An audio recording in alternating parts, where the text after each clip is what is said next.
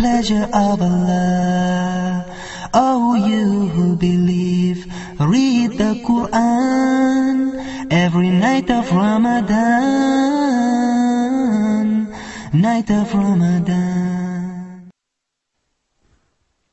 Ramadan Mubarak, and welcome to Ramadan Reminders. This is Yusuf Estes, and today I wanted to talk about something very, very important to us, remind myself and all of us, the importance of understanding the meaning of La ilaha illallah.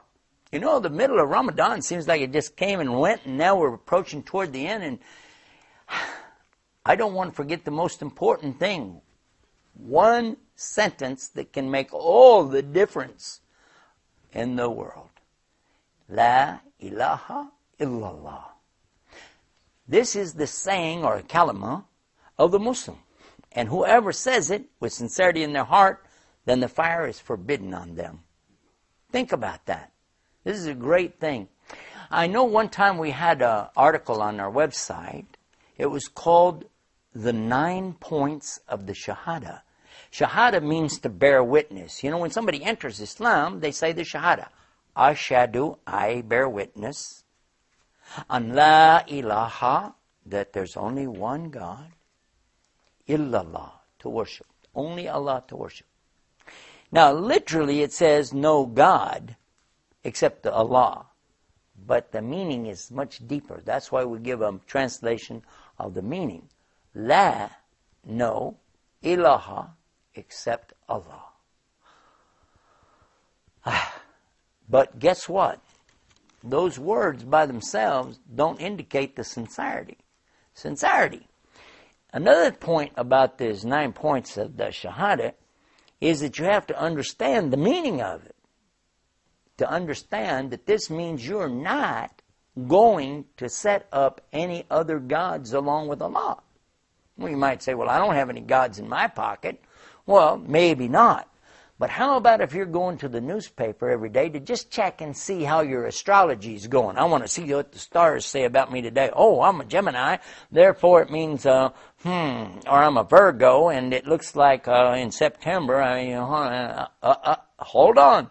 Whoever does something like this, they're committing shirk.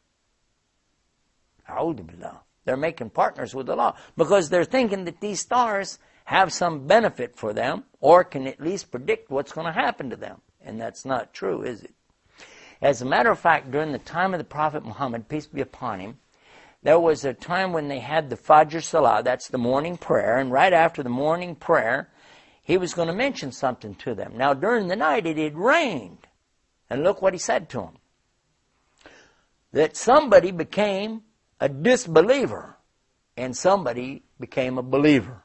As for the one that became a disbeliever, he's the one that attributed this rain to such and such stars or constellations and said that that's where the rain came from.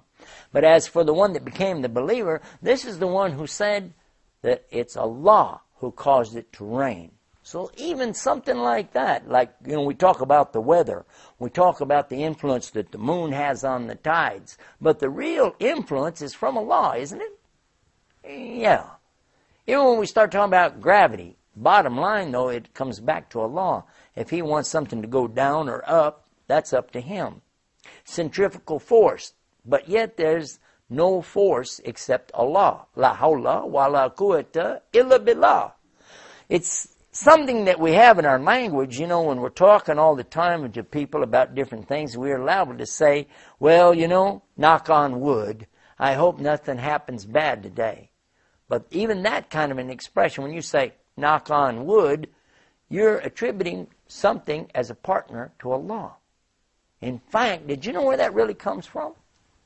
It comes from the tree worshippers of the time of the Druids in Europe, because they believed that the trees really could benefit them or cause damage to them. In one of our programs, we talked about that a little bit, that they used to go out and cut down a tree and put it on their back and walk into their house and take these limbs, and they call them boughs, and put those around their house, thinking it would scare away the demons. But guess what? even at the time of the prophet Jeremiah, according to the Old Testament, that was forbidden in the Bible. If you know somebody that knows about the Bible, tell them to go to the chapter of Jeremiah, chapter 10, and read what it says, talking to the believers. Don't go out in the forest. Don't cut down the tree. Don't bring it in. Decorate up your house with it, because it can't benefit you and it can't hurt you. And, you know, it's an amazing thing. There are Christians today who realize that, and they won't allow anybody to bring a tree in their house, especially at Christmas time. It's kind of sad when you see Muslims during Ramadan wanting to decorate up their house with all these Christmas tree lights, isn't it? Well, anyway, you know, the most important thing is to realize that when you start doing these things, it's opening a door to get away from La ilaha illallah. And Shaitan is waiting. That's his job, to come to you and I and try to take us to hell. This is what he wants. That's his job, and he's going to do his utmost to do that to us. So be careful. Be real careful, especially when you think, well, this is something small and the children like it. That's how Santa Claus got started too.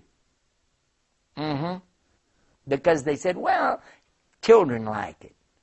There was a child who wrote to a journalist one time about 100 or so years ago and asked, is there really a Santa Claus?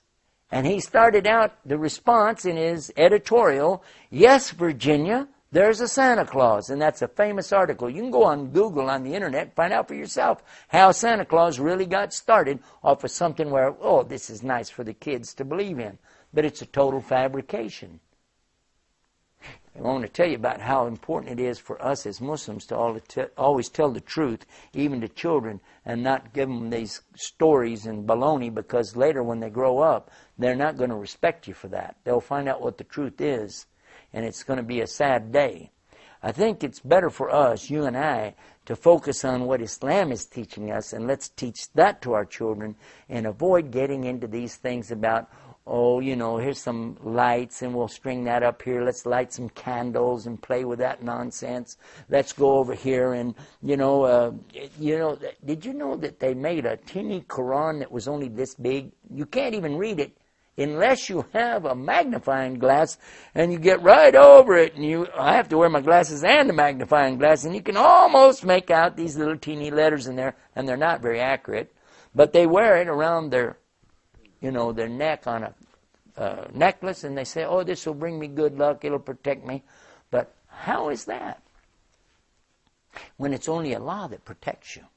And if you want the Quran to protect you, what you do, you read it. You memorize it. You recite it. You let it become a part of your life, and you act on it. Then, and only then, will it be something that'll help you, because it becomes one of your reminders, not just in Ramadan, but every single day. Because if you're reading the Quran every morning and reciting it in your salah, what's going to happen, it becomes a part of your life and helps you to remember the most important lesson of all. La ilaha illallah. There isn't anyone to worship. There is nothing worthy of worship except Allah. And only Allah is the one we turn to with our worship. How's that for a reminder? Now, until tomorrow, go to our website. Don't forget the website, RamadanReminders.com. And then we'll see you tomorrow right here for more Ramadan Reminders. Oh, you